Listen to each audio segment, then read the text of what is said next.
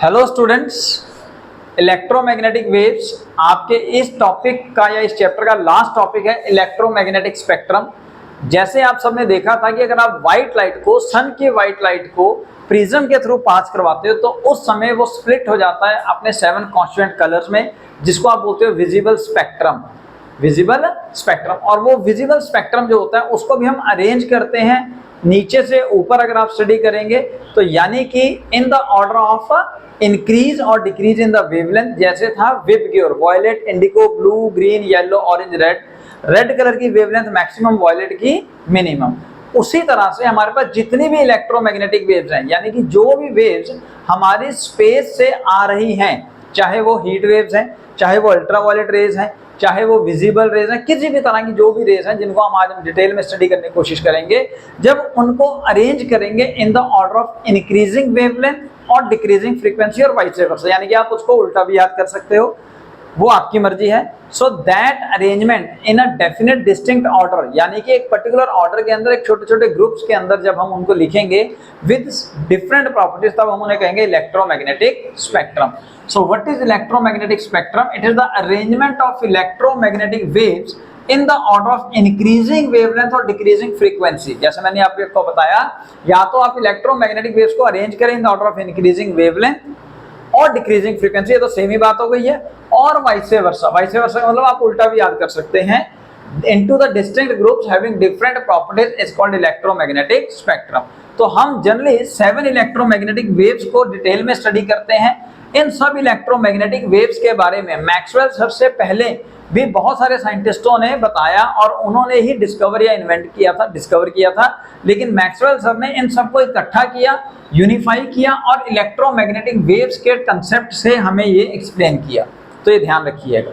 तो अब इनको आप याद करें, gamma rays, X rays, UV बोले तो ultraviolet rays, visible rays, infrared rays, then microwaves और रेडियो वेव्स।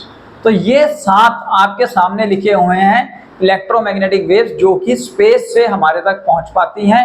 और अगर आप अरेंजमेंट देखेंगे तो अरेंजमेंट में आप सबसे पहले याद कीजिए पुत्र, गामा रेज जो है इनकी एनर्जी जो है वो मैक्सिमम है, इनकी एनर्जी मैक्सिमम है। अगर एनर्जी मैक्सिमम होगी तो by using formula E = h × nu, sir frequency भी मैक्सिमम होगी।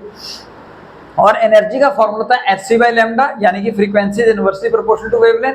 अगर फ्रीक्वेंसी या एनर्जी मैक्सिमम है तो वेवलेंथ मिनिमम होगी, यानी कि हम कहें गामा रेज की energy maximum, frequency maximum, wavelength minimum. अब जैसे मैंने यहाँ पे अरेंजमेंट में लिखा हुआ है, gamma rays, X rays, UV rays, visible rays, infrared rays, microwaves and radio waves. तो ये वो वेव्स हैं या ये वो अरेंजमेंट है जिस समय जैसे जैसे मैं ऊपर से नीचे जाऊंगा वैसे वैसे एनर्जी डिक्रीज होगी, फ्रीक्वेंसी डिक्रीज होगी, लेकिन वेवलेंथ इंक्रीज हो जाएगी, वेवलेंथ इंक्रीज हो जाएगी। तो अगेन ध्यान से याद करें इलेक्ट्रोमैग्नेटिक स्पेक्ट्रम को।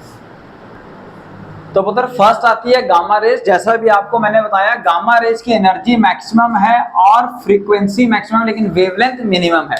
वेवलेंथ कितनी है? वेवलेंथ की रेंज है लेस देन 10⁻³ नैनोमीटर। और अगर आपको वेवलेंथ दी गई हो तो आप by using a formula new = c⁻, बोले तो फ्रीक्वेंसी = c⁻, आप यहाँ पे easily speed of light use करके, वेवलेंथ यूज करके फॉर्मूला लगा सकते हो। उल्टा लिख दिया, c = ν होता है बेटा, c = ν। तो न्यू c/λ, सॉरी उल्टा लिख हो गया था, ठीक है। तो frequency speed of light divide by wave length. तो वेवलेंथ पता है, स्पीड ऑफ लाइट आपको पता है, वैल्यू पुट करके आप फ्रीक्वेंसी निकाल लीजिए।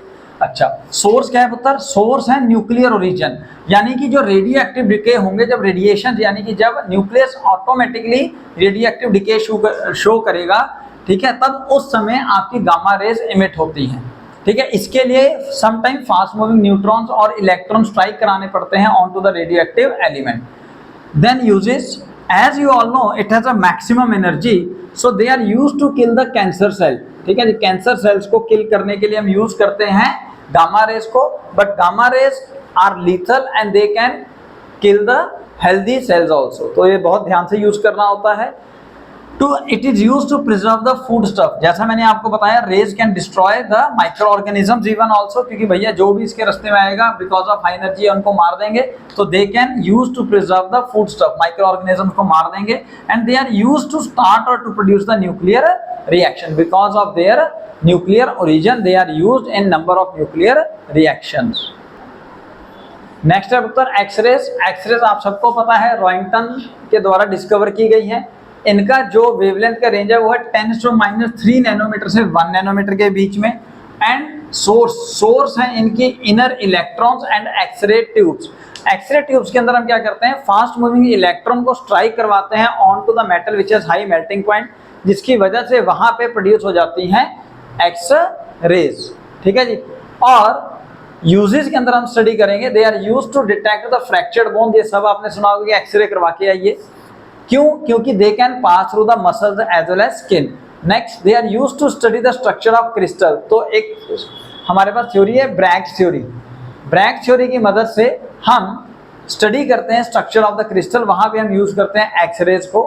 Then they are also used in the radiotherapy. Radiotherapy का मतलब जहां पे मैलिग्नेंसी हो, कैंसरस हो या ऐसे अनट्रेसेबल स्किन डिजीजेज हो जहां पे पहुंच ना पा रहे हैं या फिर हमें पता ना लग पा रहा हो कि क्या इश्यूज हैं, तो वहां पे हम रेडियोथेरेपी के अंदर एक्सरेज को यूज करते हैं टू क्योर दैट डिजीज। तो बता अल्ट्रावायलेट रेज, आप सबको इसका हिस्ट्री भी पता होगी कि अल्ट्रावायलेट रेज का नाम अल्ट्रावायलेट क्यों पड़ा है, क्योंकि विजिबल रीजन के अंदर जो हमारा वायलेट कलर है ये जस्ट उससे पहले पाए जाने वाली रेज है, तो इसलिए वायलेट से पहले अल्ट्रावायलेट। इसीलिए रेड कलर के बाद पाए जाने वाली जो इलेक्ट्रोमैग्नेटिक वेव्स है उसका नाम इंफ्रारेड रेज पड़ा है। रेड के नीचे इंफ्रारेड रेज, वायलेट के अल्ट्रा ऊपर अल्ट्रावायलेट रेज। ठीक है जी, यही रियलिटी है। अल्ट्रावायलेट रेज का जो वेवलेंथ है वो है 1 नैनोमीटर से 400 नैनोमीटर के बीच में। विजिबल रीजन का 400 to 700। याद रखिए जो चीजें हैं वो इजी रहेगा याद करना। अब सोर्स पुत्र इलेक्ट्रिक आर्क, सनलाइट तो सबका सोर्स है ही है। Then the excitation of electron from higher energy level to the lowest energy level. किसी भी एनर्जी लेवल से जब इलेक्ट्रॉन n=1 में आता है, याद कीजिए लेमन सीरीज, तो उस टाइम पे लाइमन ने आपको बताया था कि उनकी जो सीरीज है उन सब की वेवलेंथ फॉल करती है इनटू द अल्ट्रावायलेट रीजन, यानी कि वो सारी रेज जो एक्साइट होंगी उन सब रेज की जो वेवलेंथ होगी वो 1 नैनोमीटर से 400 नैनोमीटर के बीच में होगी। Now they are use in burglar alarm, चोरों को पकड़ने के लिए जो रेज आपके वहां पे क्रॉस होती हैं, तो अगर आप उन रेज को क्रॉस करते हो लेजर लाइट्स को जो कि इनके द्वारा प्रोड्यूस की जाएंगी अल्ट्रावायलेट रेज की, तो वहां पे अलार्म बज जाता है। To sterilise the surgical instruments, जो सर्जिकल इंस्ट्रूमेंट्स हैं उनको स्टरलाइज करने के लिए we specially use the ultraviolet rays to preserve food stuff as it is lethal for the micro organisms. Then we have visible rays. Visible rays का जो wavelength है मैंने आपको भी बताया 400 नैनोमीटर से 700 नैनोमीटर के बीच में है। इसके अंदर जो कलर आते हैं वो है violet, indigo, blue, green, yellow, orange and red. ठीक है, मतलब वायलेट का वेवलेंथ सबसे कम है 400 नैनोमीटर, रेड का सबसे ज्यादा है 700 नैनोमीटर। अच्छा, सोर्स, जितने भी सोर्स ऑफ लाइट है they all are the source of visible rays like sunlight, bulb etcetera etcetera. Even Balmer series याद कीजिए, उसके अंदर उन्होंने क्या कहा था, जब इलेक्ट्रॉन हायर एनर्जी लेवल से लोअर एनर्जी लेवल में आता है, लेकिन लोअर एनर्जी लेवल कितना होना चाहिए उसका, सेकेंड एनर्जी लेवल में आएगा, तो उस समय जितनी भी रेडिएशंस इमिट होंगी तो उन सब का वेवलेंथ जो है वो 400 से 700 नैनोमीटर के बीच में रेंज में फॉल करेगा, यानी कि they all are the visible rays. ठीक है, बाल्मर सीरीज की जितनी भी रेज होंगी विजिबल रेज हो जाएंगी पुत्र। उसके बाद uses, as you already provides stimulation to the nerve endings of our eye, hence they provide a sensation to eyes for a sight, यानी कि सब कुछ हमें इनकी वजह से ही दिखता है। उसके बाद आते हैं पुत्र इंफ्रारेड रेज।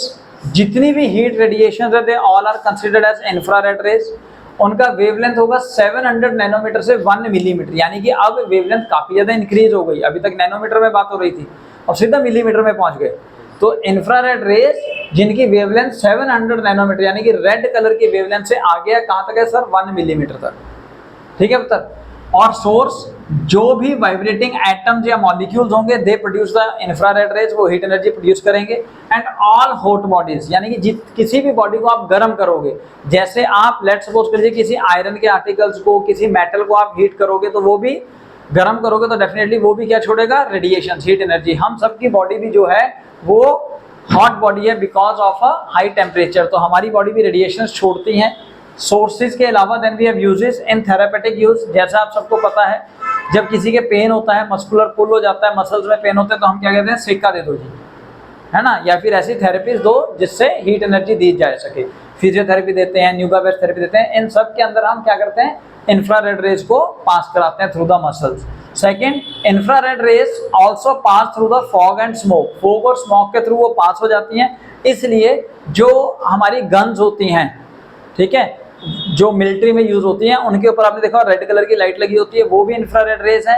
या फिर फोटोग्राफी के अंदर भी जिन कैमराज के अंदर इंफ्रारेड कैमराज होते हैं स्पेशल, जिनके अंदर फोटोग्राफी के लिए यूज करने के लिए हम यूज करेंगे रेज को, जो कि फोग और स्मोक के अंदर भी फोटोग्राफी के लिए यूज किया जाता है, स्पाई करने के लिए, या फिर फोग और स्मोक के अंदर अगर कोई मूवीज वगैरह ऐसी बन रही होंगी। तो नेक्स्ट है उत्तर आपकी माइक्रोवेव्स। माइक्रोवेव्स 1 मिलीमीटर से 0.1 मीटर तक के बीच का रेंज है इनकी वेवलेंथ का। जैसे मैंने पहले बताया, या तो याद कर लो 0.1 सेंटीमीटर से 0.1 मीटर, जैसा आपको आसान लगे वैसा याद कर लो उत्तर, ठीक है। And source for microwave is specially designed tubes named as klystron, diode guns और मैग्नेट्रॉन। ये स्पेशल सेमीकंडक्टर्स हैं जहां से हम माइक्रोवेव्स को प्रोड्यूस कर सकते हैं। देन यूजेस में they are used in radar communication. जैसे एयरक्राफ्ट के अंदर बात करनी होती है तो वहां पे हम जो यूज करते हैं वेव्स को to communicate between aircraft and other source, then it is called radar communication. और it is used to detect the speed of tennis ball, cricket ball, automobiles वगैरह के जो भी बॉडीज मोशन में है उनकी स्पीड को डिटेक्ट करने के लिए हम माइक्रोवेव्स को यूज करते हैं। और इवन माइक्रोवेव्स आप सबको पता है यूज होता है ओवन वगैरह के अंदर for cooking purpose also. Last आता है उत्तर आपका रेडियो वेव्स। रेडियो वेव्स की जो वेवलेंथ होगी वो 0.1 मीटर से ज्यादा होगी।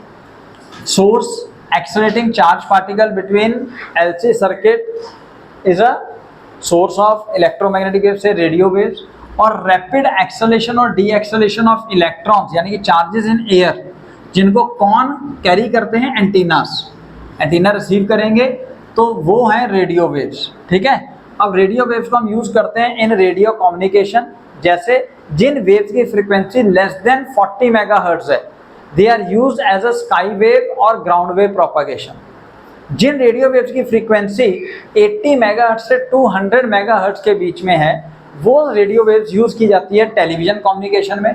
और जिन रेडियो वेव्स की फ्रीक्वेंसी 300 से 3000 मेगाहर्ट्ज के बीच में होगी, उनको यूज किया जाता है in cellular communication. So in this way electromagnetic spectrum is covered.